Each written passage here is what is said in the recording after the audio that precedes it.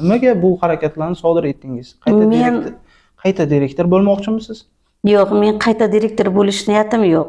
Qayta direktor bo'lishni istamayman ham. Lavozim uchun qilmadim. Yoningizda turgan benzinni olib, qayerda turganligini ham bilib turdingiz. O'sha joydan benzinni olib o'zingiz yoqmoqchi bo'ldingiz. Bu oldindan tayyorgarlikmidi? Sizni bo'yningizga boyagi 700 qancha million so'mani boshqarma boshlig'i bo'yningizga qo'yadi. Qanday yo'l bilan bo'lsa ham, bilasiz, bunga Ulug'bek Qosimov ham ishlashlaringizga norozi bo'lyapti. U kishi ham prokuraturada ishlagan. Vaqtida nima yo'l bilan bo'lmasin, yo o summani bo'yningizga qo'ygandan keyin to'lab qutulasiz, yo qamalib qutulasiz. Hokim Ulug'bek Qosimov aynan sizni ishdan ketmasligingiz unga misol qiziq bo'lmasligi aniq. Sababi butun boshli viloyat qancha xodimlar, qancha rahbarlar bor. Aynan bir maktab direktori bilan siz bilan shaxsiy adovati bo'lgan odamni, shaxsni direktor lavozimiga qo'yamiz deyishgani uchun alam ustida mana shu ishlarni qilgansiz. Boshqarma boshlig'i Husnidin Muhammadiyevning menga noo'rin, asossiz, ya'ni hech qanaqa audit bo'lmagan, hech qanaqa nima deydi, tekshiruvsiz, hech qanaqa prokuraturaning taqdimotisiz o'tkazilmagan, asossiz aytilgan tuhmatli summasini eshitib, men stressga tushib, mana shu holatga kelgan. Maktab direktorligi lavozimi shunchalik yog'li joymi, shunchalik odamlar harakat qilib, janjal qilib, hattoki o'zini yoqish darajasigacha boradigan joydirki, direktorligi uchun shunaqa talash bo'lyapti. Katta shaharlarda kichik ko'ngilsizliklar bo'lib turadi. Qalbingizga olmay, demak, yashashda davom etib, yangi ezgu yutuqlarni, marralarni zabt etishingizni tilab qolamiz. Sizlarda ham opa, sizlarda ham ona, sizlarda ham singil bordir. Meni holatimga tushib, tuhmatga qolsa, nima qilgan bo'lardilaringiz? Meni himoya qiladigan boshimda egam bo'lganda edi, balkim unchalik og'ir olmagan bo'lardi. Zulolov hissiyotga berilmang. Sizning haq-huquqlaringiz toptalgan bo'lsa, demak, ular tiklanishiga aniq biz ishonamiz, qat'iy ishonamiz. Degan yangi direktorga e'tirozim yo'q, mansab uchun talash niyatim yo'q edi. Mana bemalol ishlayapti. Demak, hamma narsa o'z o'rniga tushgan. Hamma narsa o'z o'rniga tushgan, ish ketyapti. Assalomu alaykum, hurmatli aziz vatandoshlar. Sizlar bilan har doimgidek Bobur. Do'stlar, kuni kecha ijtimoiy tarmoqlarni bomba qilib portlatib yuborgan yangilik butun o'zbekistonliklarni hayratga soldi. Ya'ni Surxondaryo viloyati Qumqo'rg'on tumanidagi 39-maktabning sobiq direktori o'zini benzin bilan maktab binosida yoqib yubordimi yoki yoqib yubormoqchi bo'ldimi degan mazmundagi videolar ijtimoiy tarmoqlarda juda ham keng tarqaldi. Shu munosabat bilan bugun biz eksklyuziv intervyu olishga muvaffaq bo'ldik. Bugun biz ayni o'sha videoning qahramoni 39-maktabning sobiq direktori Zilol opa bilan uchrashib, intervyuni olishga muvaffaq bo'ldik. Zilol opa, avvalambor assalomu alaykum. Avvalambor intervyu berishga rozi bo'lganingiz uchun o'z minnatdorchiligimizni bildiramiz. Hozir o'zingiz ham ko'rib bilib turibsiz, butun ijtimoiy tarmoqlarda aynan siz bilan bog'liq video keng muhokamalarga sabab bo'lmoqda. Shu munosabat bilan aslida holat nima bo'lgandi? Biz faqatgina o'sha benzin olib o'zini yoqmoqchi bo'lgan jarayonnigina ko'rdik. Ungacha ham nima bo'ldi, nima qo'ydi, hammasi haqida batafsil bir boshidan yolg'onlarsiz, qo'shimcha hissiyotlarsiz borini gapirsangiz. Assalomu alaykum, hurmatli obunachilar, hurmatli do'stlar, O'zbekiston ahli. Haqiqatan ham bu juda ham ko'p tarmoqlarga chiqib, shov-shuvlarga sabab bo'lib qoldi. Lekin tangani ikki tarafi bor deganday, bir taraflama qarab yubordilaringiz.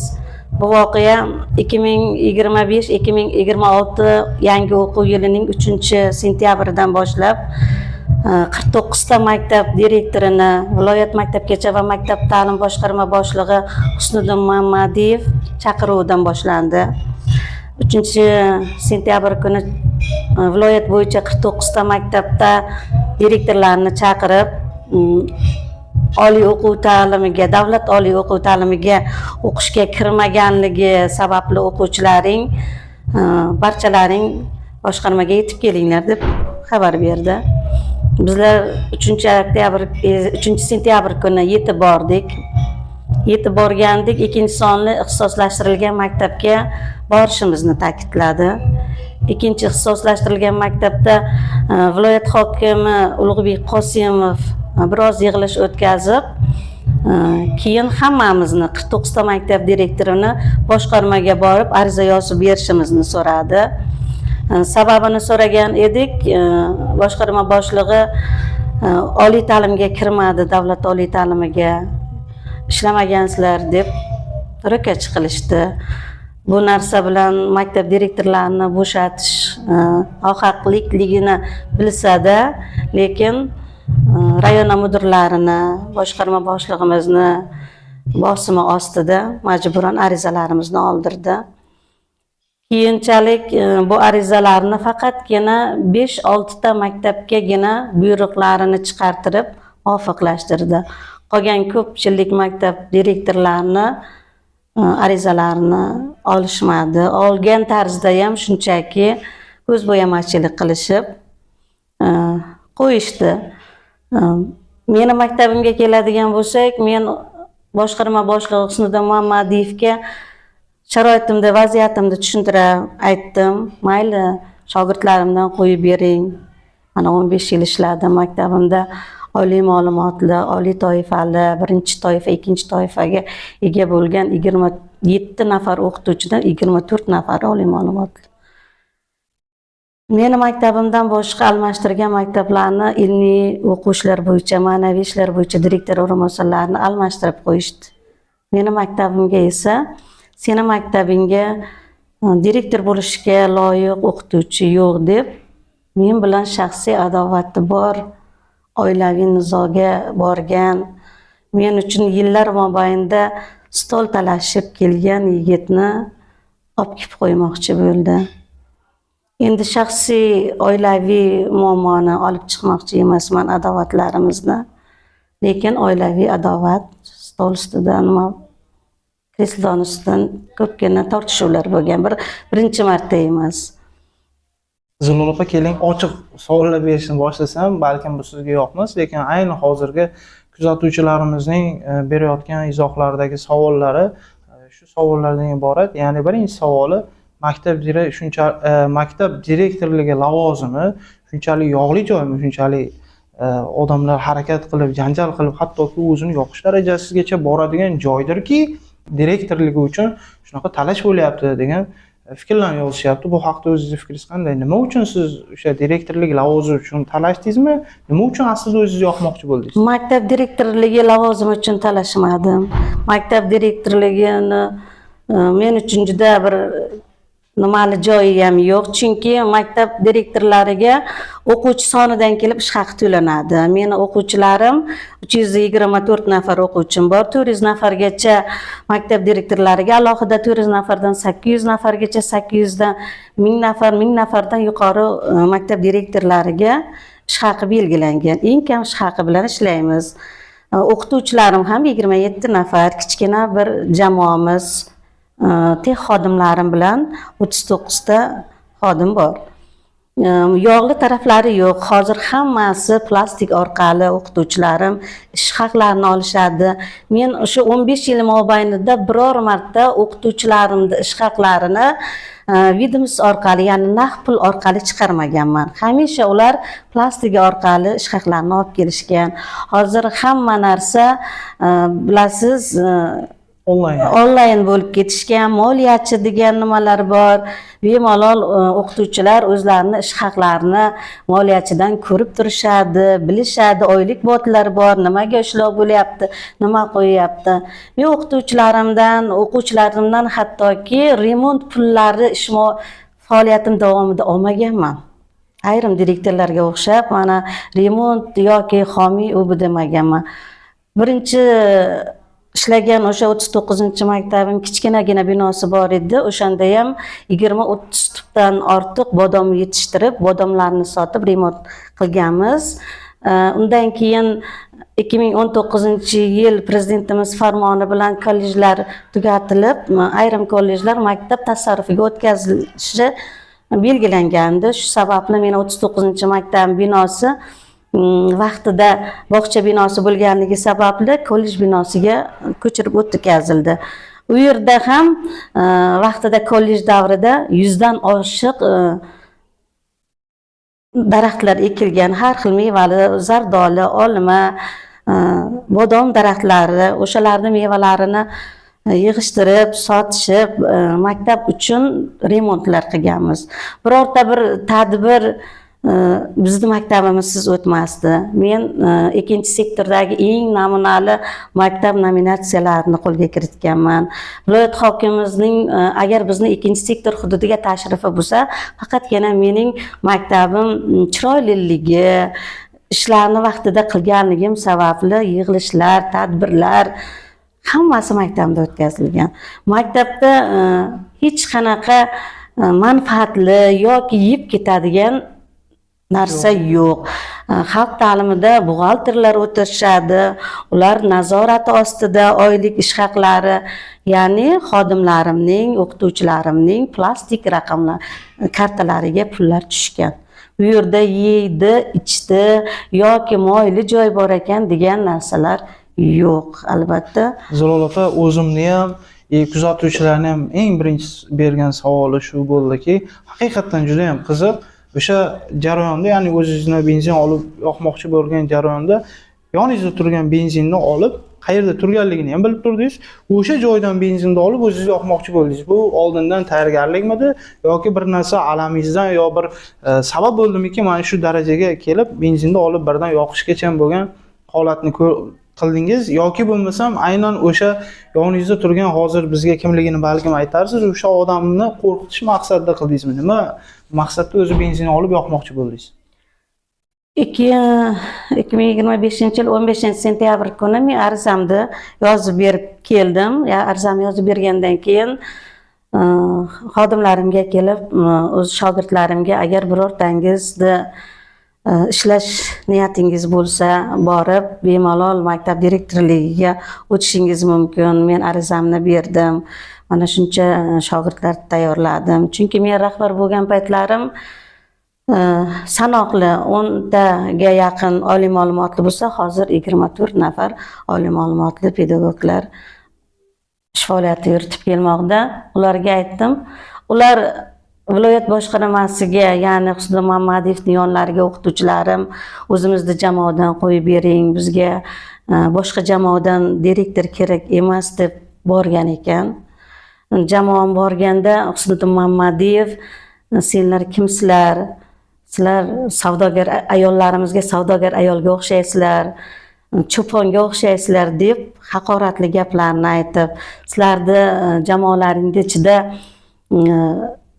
direktor lavozimiga loyiq pedagoglar yo'q deb haqorat qilishib, nima sababdan maktab direktorimizni ishdan olib tashladingiz, bu qonunda yo'q-ku deyishsa, sizlarni maktab direktorlaring, sizlar bilmaydigan nulovoy shtatlari, sizlar bilmaydigan o'likjon degan qandaydir vajlar qilib, direktorlaring 750 necha million so'mni yeb yuborgan. Sizlar qayerdan ham bilardilaring direktorlaring taraflarini olasizlar degan, lekin ular meni maktab direktorimizni qayta qo'yib bering degan nima bilan borishmagan.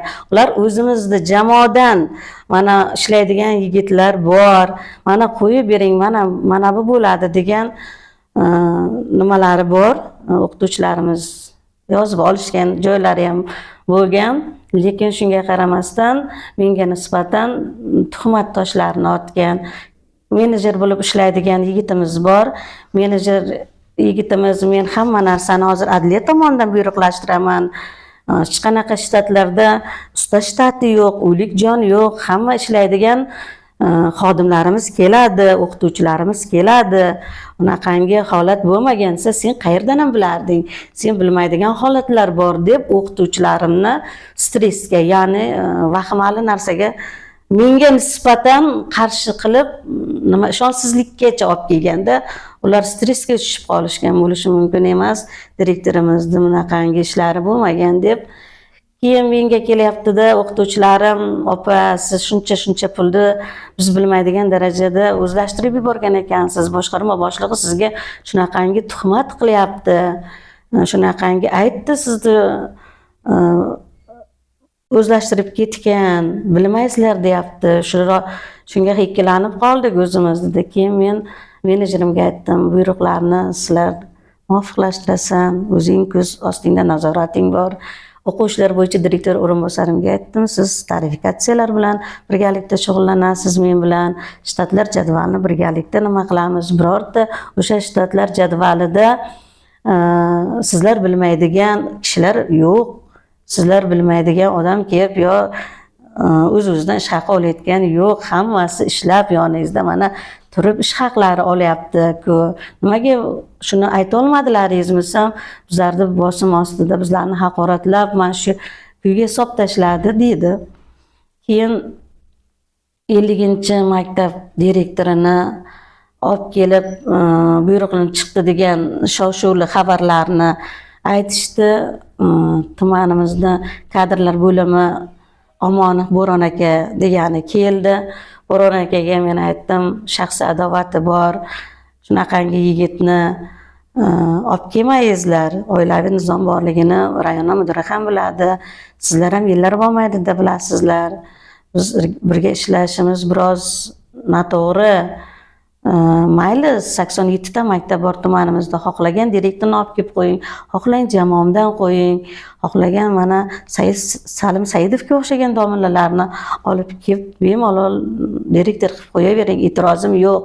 Men direktorlikka yo ro'kach qo'ygan, yo men direktorlik uchun janjal qilayotgan ayol emasman. Faqat men maktabim tinch bo'lishi uchun, sal joydan nizoga kelib qolmasligimiz uchun menga shaxsiy adovati bor yigitni olib kelib qo'ymanglar desam, o'qituvchilarim ham boshqarma boshlig'imizni gaplarini, menga tuhmat qilganlarini u yigitga aytdi.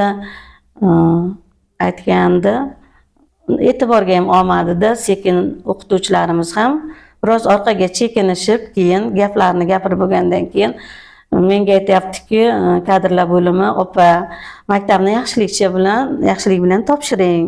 Yaxshilik bilan topshirmasangiz, sizni bo'yningizga boyagi 700 qancha million so'mani boshqarma boshlig'i bo'yningizga qo'yadi. Qanday yo'l bilan bo'lsa ham, bilasiz, bunga Ulug'bek Qosimov ham ishlashlaringizga norozi bo'lyapti. U kishi ham prokuraturada ishlagan vaqtida nima yo'l bilan bo'lmasin, yo o summani bo'yningizga qo'ygandan keyin to'lab qutulasiz, yo qamalib qutulasiz degan vajlarni o'zimga aytgandan keyin men jahlim chiqib ketdi. Chunki men yolg'izlik nimalariga chidayman. Bolalarimni ham ota-ona bo'lib tarbiyaladim. Mehnatlarim bilan, halol mehnatim bilan dehqonchilik qildim joyi kelganda. Lekin tuhmat degan narsaga chiday olmadim. Tuhmat juda og'ir. Mana yillar mobaynida 10 yildan oshdiki, 1 yil bo'ldi, ya'ni o'zimni uyimga ko'chib o'tganimga. Shu kungacha ukalarimni uyida yashab nolimayman. 2 ta farzandimni oliy ma'lumotli qildim, o'qitdim. Xudoga shukr, uy qildim. Dalalardan yerlar olib, ekin-tekin qilib, halol mehnatim bilan 5 yil mobaynida o'sha uyni ko'tardim.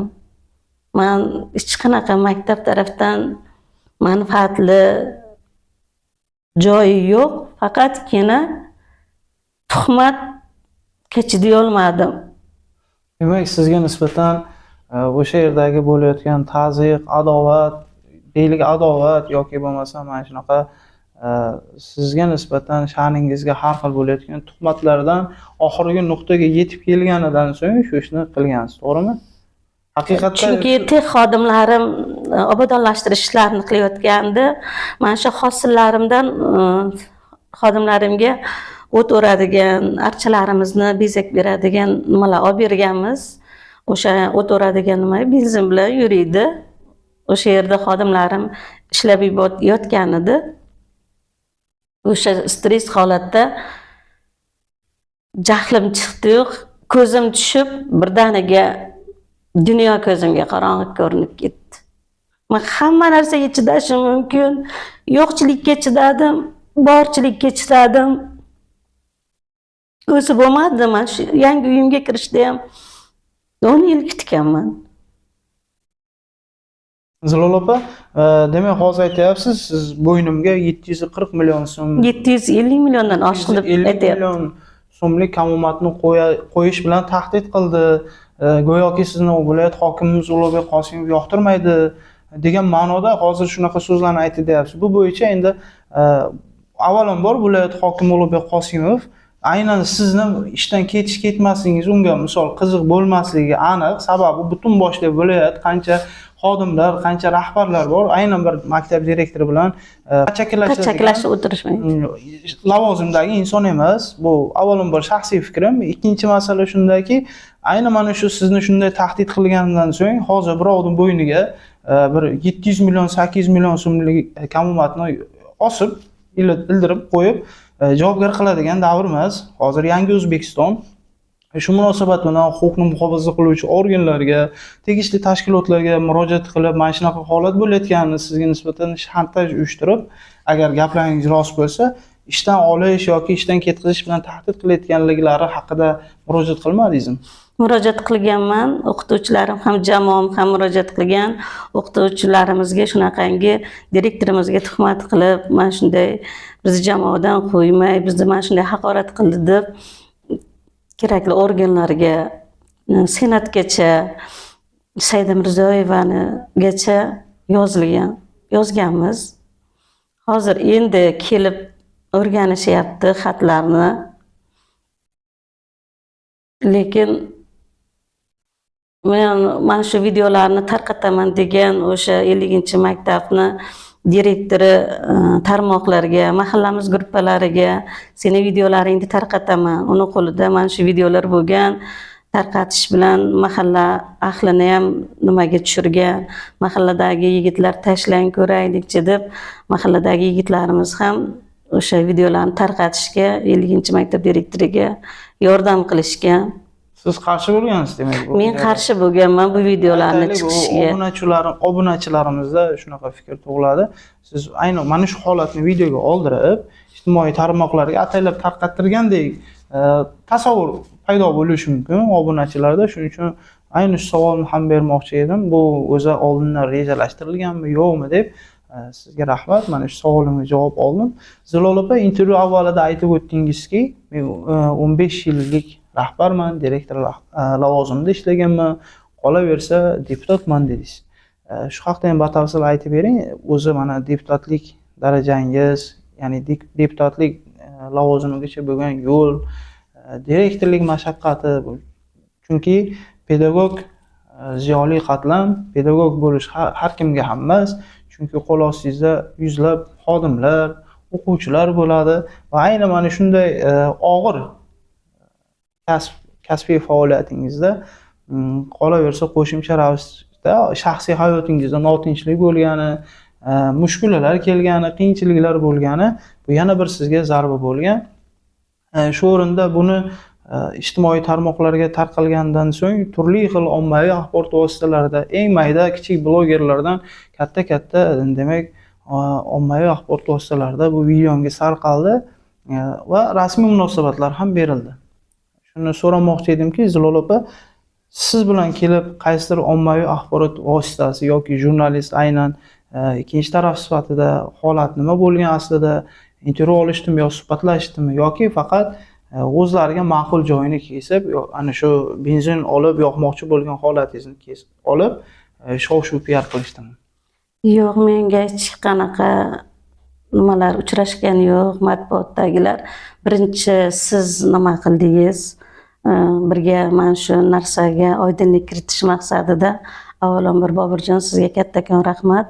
15 yillik ish faoliyatimda aytadigan bo'lsam, 2010-yil vaqtincha bajaruvchi direktor lavozimiga o'tirdim.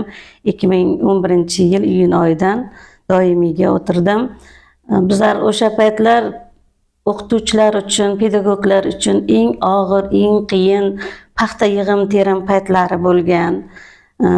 O'zingiz bilasiz, direktorlarni paxta yig'imiga o'qituvchilarni olib borar edik 2011-12 yillar.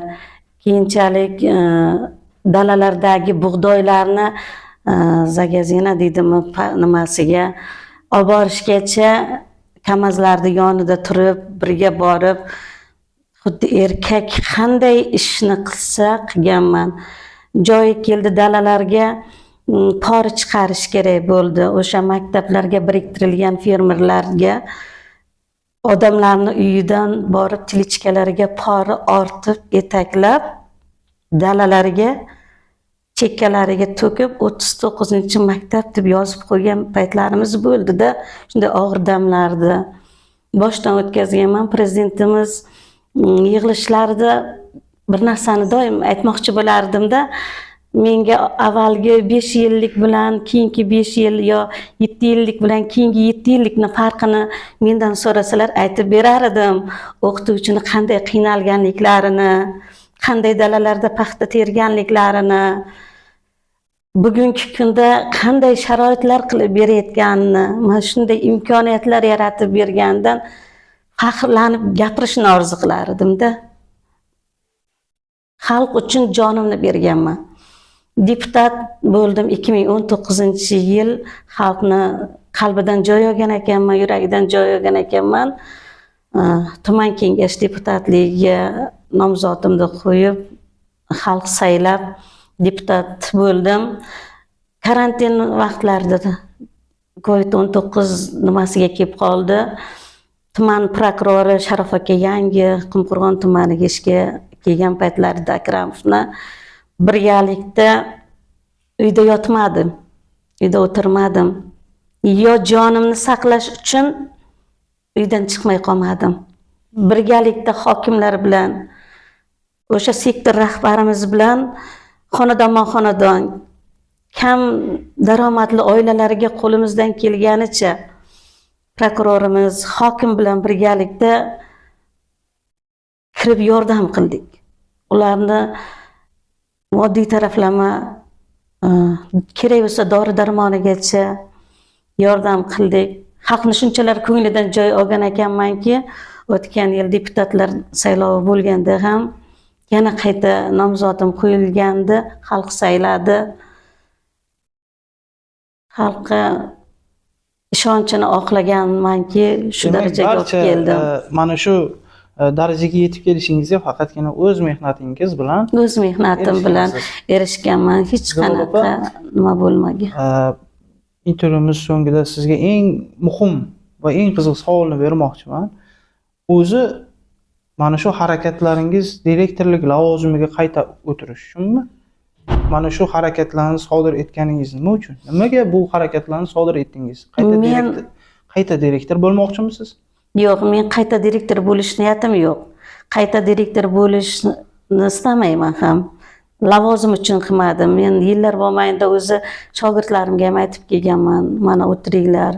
Sizlar mana shunday bajaraman desalaring, qo'limdan kelganicha yordam qilaman. Men ham onaman. Men ham bunday olganda mana charchadim, mana shu darajaga olib kelishni o'zi bo'lmaydi. Maktabni chiroyli qilishni yoki yuqoriga ikkinchi sektorda eng namunali maktab nominatsiyasini olish yo o'rnak qilib ko'rsatishni o'zi bo'lmaydi. Bunga mehnatlarim ketgan, shogirdlar tayyorlaganman. Meni jamoamda direktorlikni olib boradigan zabardast yigitlar, qizlarimiz ham bor. Hozir gender tenglik deb qo'yibdi. Olib boradigan qizlarimiz ham yo'q emasdi. Demak, ich-ichingizdagi xohish, ana shu harakatlarni sodir etishingizga sabab bo'lgan voqea nimadan, o'zi nima uchun shu harakatni qildingiz? Nimani xohlaysiz? Menga nisbatan tuhmat bo'lganligini ko'tara olmadim. Viloyat maktabgacha maktab boshqarma boshlig'i Husnudin Muhammadiyevning menga noo'rin, asossiz, ya'ni hech qanaqa audit bo'lmagan, hech qanaqa nima deydi, tekshiruvsiz, hech qanaqa prokuraturaning taqdimotisiz o'tkazilmagan, asossiz aytilgan tuhmatli summasini eshitib men stressga tushib ana shu holatga kelganman. Zulol opa, bitta narsaga oydinlik kiritaylik. Husniddin Mamadiyevning shaxsan o'zi sizga aytdimi yoki uning xodimlari o'sha shaxsning, ya'ni Husniddin Mamadiyevning nomidan yetkazishdimi mana shu so'zlarni? Husniddin Mamadiyev meni jamoamga aytgan. Jamoam borgan, 15 dan ortiq o'qituvchilarim borishgan. Husniddin Mamadiyevning yonlariga borganda maktab direktorlaringni mana shunaqangi kamomati uchun, mana shunaqangi o'likjon usta shtatlarni bor degan nimalari uchun, tuhmatlari uchun. Demak, bu so'zlar haqiqatda bo'lgan. Haqiqatdan bo'lgan. O'qituvchilarim buni tasdiqlagan. Hattoki mana shu kadrlar bo'limi kelganda bizlarni direktorimizga mana shunaqangi tuhmat qildi deb gapirgan videolarini ham bor, taqdim qila olaman. Endi bizni o'sha savolimizga ayni javobni o'zini bersangiz, ya'ni po'st kallasini bersangiz, direktor bo'lish istagi bo'lmasa, nimani xohlab bu ishni qildingiz? Men tuhmatga chiday olmadim, birinchidan. Ikkinchidan, men bilan shaxsiy oilaviy nizoga yillar mobaynida borib kelgan yigitni maktabga olib kelishini xohlamadim. Demak, siz ayni o'sha ishlagan maktabga siz bilan shaxsiy adovati bo'lgan odamni, shaxsni direktor lavozimiga qo'yamiz deyishgani uchun alam ustida mana shu ishlarni qilgansiz. Zulol opa, rahmat. Yana bir bor intervyu berishga rozi bo'lganligingiz uchun, holatga ozgina bo'lsa-da oydinlik kiritganimiz uchun, shu o'rinda mana bizni kuzatib turgan mas'ullar bor, kuzatuvchilarimiz bor. Ularga ham agar aytar so'zingiz bo'lsa, marhamat, minbar berishga rozimiz. Hurmatli obunachilar, hurmatli meni ustimdan yozayotgan negativchilar, sizlarda ham opa, sizlarda ham ona, sizlarda ham singil bordir. Meni holatimga tushib tuhmatga qolsa nima qilgan bo'lardilaringiz? Meni himoya qiladigan boshimda egam bo'lganda edi, balkim unchalik og'ir olmagan bo'lardi. Zulol opa, hissiyotga berilmang. Biz afsuski vakolatli organ emasmiz, yo haq yo nohaq deya olmaymiz. Albatta hukumatimiz, davlatimiz insonparvar. Mana yangi O'zbekistonda bo'layotgan islohotlardan ham ko'rib bilib turibmiz. Sizning ham mana shu ayni masalangizni tegishli huquqni muhofaza qiluvchi organlar, sud organlari o'zlari qonuniy baho berishib, aybdorlarga nisbatan chora ko'rilib, agar sizning haq-huquqlaringiz toptalgan bo'lsa, demak ular tiklanishiga aniq biz ishonamiz, qat'iy ishonamiz. Shu o'rinda sizni ham hissiyotga berilmay, mana shunaqa katta bir hayot yo'lingizdagi mashaqqatlarga ham erkak, ham ayol bo'lib, belni baquvvat qilib, demak, bosib o'tganligingiz, kuch-g'ayratingizga ishonamiz, shijoatingizga ishonamiz va bunday kichik ko'ngilsizliklar, haligi aytishadi-ku, katta shaharlarda kichik ko'ngilsizliklar bo'lib turadi. Qalbingizga olmay, demak, yashashda davom etib, yangi ezgu yutuqlarni, marralarni zabt etishingizni tilab qolamiz. Agar fikringiz bo'lsa, marhamat. Mana hozirgi kunda boshqa maktab direktorini olib kelib maktabimga ishga qo'ydi direktor. Yaxshi kayfiyat bilan kutib olganmiz. Birgalikda ishlayapmiz. Qo'limdan kelgancha maslahatlashib, yordam berib turibman. Hech qanaqa kelgan yangi direktorga e'tirozim yo'q. Mansab uchun talash niyatim yo'q edi. Mana bemalol ishlayapti. Demak, hamma narsa o'z o'rniga tushgan. Hamma narsa o'z o'rniga tushgan, ish ketyapti. Zulol opa, rahmat sizga.